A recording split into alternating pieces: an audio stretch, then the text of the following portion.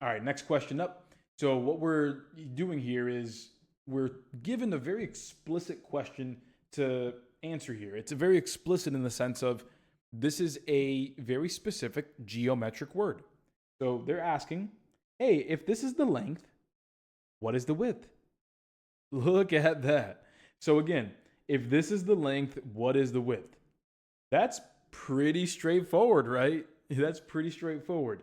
So we're looking for width and you're given the length. And the first thing I'm going to ask myself beyond that is, what are we given, right? What are we given? What shape are we dealing with? Because the moment that we know what shape and what information we're given, I guarantee you there's a formula that connects the pieces together. One more time. If you can identify what shape and what information we're given, we can build the connection. So if we take a look, we can clearly see that we're given a rectangle. So that's not a huge mystery. But the actual thing that we want to just take a moment to appreciate and solve for or figure out is what this means here, the 58. What does the 58 mean? You could look at the 58 as 58, or better, you could look at it as 58 feet. Or even better than that, you could recognize that this is 58 feet of frame material to go around it completely. One more time, to go around it completely. My party people, just humor me for a second. If we're imagining a rectangle that I drew by hand, completely straight lines, if we're imagining ourselves going around it completely to the tune of 58 feet, what does the 58 feet represent then, everybody? If we go 58 feet around it completely once, yeah, we're dealing with perimeter. That is perimeter 100%. 100% that is perimeter. So when we take it slow in that sense for the analysis part, we can then give ourselves all the confidence in the world to solve it. We have perimeter of a rectangle, and we know that formula. The perimeter formula is double the length because there's a length here and there. So again, that's where the 2 comes into play. And then we also have double the width because we have 2 widths here and there. And so because of that, everybody, we have to remember that the width is what we're looking for. So at the end of the day, we're going to plug in the values that we know. This 58 feet of frame going around it was the perimeter. We'll plug that in exactly where it goes. The 58 does not go there. It does not go there. The 58 goes here. And that's what it's really about. Knowing what to plug in into the right place. And once your setup is done, it's all calculation city. So our length that we were given is 16 right here. So I'll do double 16. Double the width. 2 times 16 is 32. And notice how this turns into an equation. Notice how this is now a linear equation that we're going to solve by working backwards. Everybody, before we can get to the 2w, we got to get rid of that 32. So what I'll do with the 32 is subtract it from both sides. Once I subtract the 32 from both sides, we have ourselves 26 right over there, and then 2w over there. The next move that I'll make, I'll just go ahead and just give myself a little more room and continue with 26 equals 2w. We'll divide both sides by 2 because that's the opposite of multiplying by 2. And this should give us our final answer, which is going to be, after the cancellation, w equals 13 feet. And there we are. 13 feet is our answer because we started with the perimeter and we wanted to work backwards to get one of those side lengths by itself. Again, the correct answer here is D, 13 feet. Next problem up, we have a system of equations. Scary, cue the thunder and lightning. So when we take a look at this, everybody, here's what we want to look at. First is the question, what is the value of x? So right there, that's the first thing I care about. I want to get x by itself. So I'll write that right over here as my goal.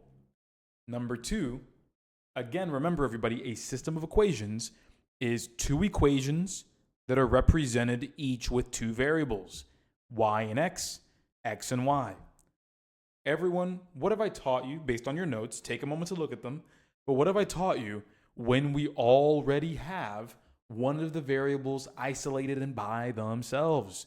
What do we want to do to take advantage of that? Yeah, substitute or substitution. That's exactly it.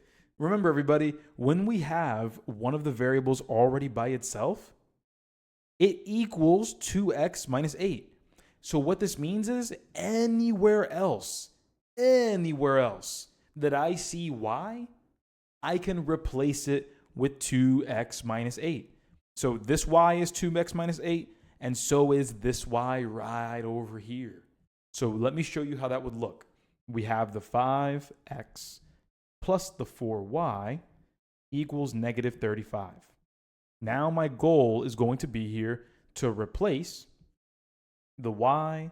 I'm going to replace it with the 2x minus 8. Because again, that's what y equals. So now that I know that, here we go. We have 5x plus 4 times what y is. I'll use a parentheses.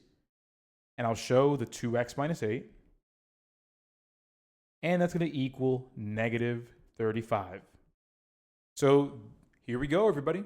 We've just finished the hardest part of this question. The hardest part was getting it from being impossible with two variables in one equation to now having one variable. Yeah, we have two x's, but they're the same variable. And that's what makes it so much easier to solve this equation. Because the next thing we'll do, everybody, pop quiz, what is the term that we're looking for when we're trying to get rid of this parentheses by way of sharing the 4 across the terms? Yeah, distribution. So let's go ahead and take care of that. I'll distribute the 4 to the 2x. So here we go. Repeat the 5x. 4 times 2x, that'll give us 8x. And then we have over here 4 times negative 8. Everyone, 4 times 8, that'll be 32. But 4 times negative 8, yeah, negative 32 right over here. And that's going to equal negative 35. Alrighty. Next up, everybody, we notice that we have 5x and 8x. What can we do with like terms? I almost gave you the answer. What can I do with the like terms? We can add them, absolutely. So here we go. We have 5x plus 8x, and that'll give us 13x. So we have 13x minus 32 equals negative 35. All right, we're almost done. Just 2 steps remaining, everybody. And I think we know what those steps are. We're just trying to get the x by itself. So we're going to get rid of the 32 by adding it to both sides.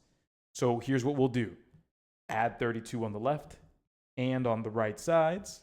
Booyah, cancels out on the left. And now we have 13x equals negative 3. It is not going to be negative 67. It is not. That's where a mistake could have been made.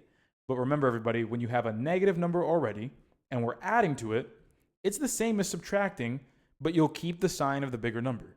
So if you're back 35 and you go forward 32, we're still back 3 or negative 3. Now we're going to go on to the last step. We have 13 times x. So to get rid of that 13, all we're going to do here is divide both sides by that 13. Right here and there, cancels on the left, and we have our final answer of x equals negative 3 over 13. And so the correct answer, my friends, is answer choice B, negative 3 over 13.